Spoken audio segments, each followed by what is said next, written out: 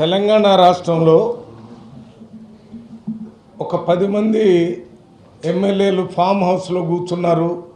ప్రభుత్వానికి వ్యతిరేకంగా మాట్లాడారు, మంత్రులకు వ్యతిరేకంగా మాట్లాడారనేటటువంటి న్యూస్ని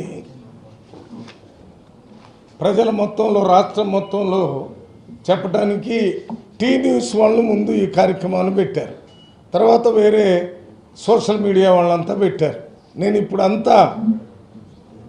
అందరితో మాట్లాడాను, ఎమ్మెల్యేలు అందరితో మాట్లాడినప్పుడు వారు చెప్పింది ఏంటంటే, మా ఎమ్మెల్యే అక్కడ ఒక డిన్నర్ పార్టీ ఇచ్చాడు. అది ఫామ్ హౌస్ కాదు, ఐటీసీ కోహినూరులో డిన్నర్ ఇస్తున్నారంటే ఒక 8 మంది మా ఎంపీలు, అందులో నాగర్ కర్నూలు ఎమ్మెల్యే కూడా ఉన్నాడు, ఇతర ఎమ్మెల్యేలు కూడా ఉన్నారు. అక్కడ పోయారు, తిన్నారు. ఆయనకు ఒక చిన్న పని ఉందంటే అది మనం అందరం పోయి మంత్రి గారితో మాట్లాడదామని చెప్పారు.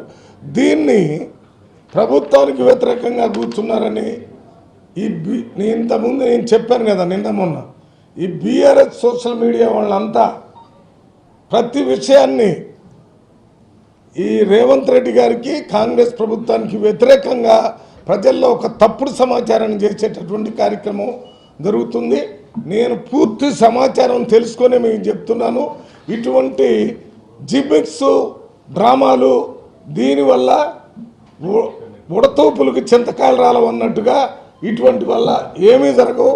ఎమ్మెల్యేలందరూ చాలా సంతోషంగా కాంగ్రెస్ పార్టీ ప్రభుత్వంలో ఇండ్లు వస్తున్నాయని, అదే రకంగా రేషన్ కార్డులు వస్తున్నాయని, లేకపోతే రైతు భరోసా వస్తుందని, రైతులకు 2 లక్షల అప్పులు మాఫీ చేశారని, 200 యూనిట్ల కరెంటు ఫ్రీగా ఇస్తున్నారని, మహిళలందరికీ ఉచితంగా తిరుగుతున్నారు. వీటన్నిటి మీద లాభపడేది ఎమ్మెల్యేలమే. కాంగ్రెస్ పార్టీ ఎమ్మెల్యేలు కూర్చుందంతా వాళ్ళంతా డిన్నర్ కోసం కూర్చొని మాట్లాడుకుంటే దీన్ని తప్పుడు సమాచారం తెలియజేసినటువంటి ముఖ్యంగా టీ న్యూస్ని తీవ్రంగా ఖండిస్తున్నాం.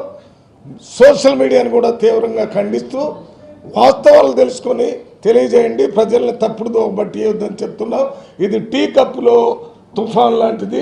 దీంట్లో ఏ రకమైనటువంటి వాస్తవం లేదు. దీన్ని తీవ్రంగా ఖండిస్తున్నాము.